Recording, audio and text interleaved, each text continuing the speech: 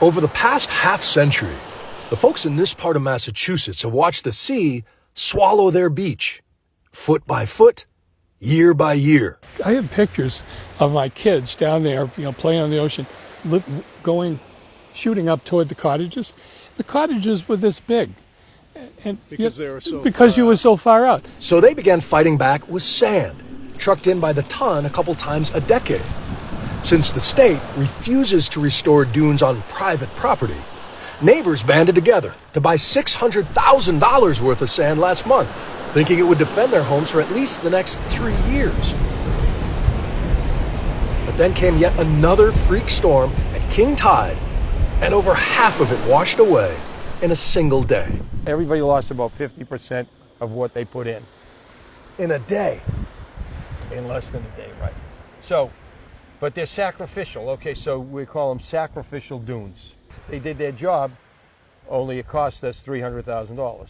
What do you think about long term? You got kids, you got grandkids. I mean, what does Salisbury Beach look like when you look at the sea level rise projections, the storm projections? So I would tell you that back in the early 1970s, people were telling us that, by the year 2000, this beach would be gone.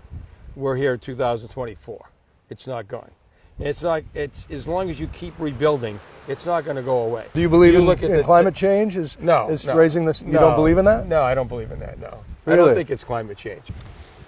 I wasn't a believer in global warming or ocean levels, but historically there's no precedent to this. So, I'm willing to consider things that, previously I poo-pooed. I'm not sure.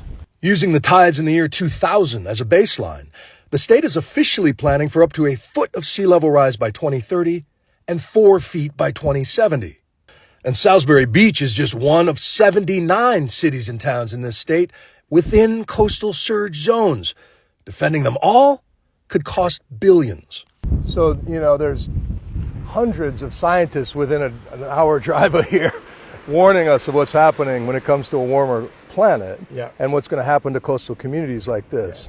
You don't believe them? No, or I'm not a climate change guy. I believe that climate does have some effect, but I don't believe that this beach will be gone and destroyed 20 years from now, 30 years from now. But will it take $1 million worth of sand every year to keep it at the current rate?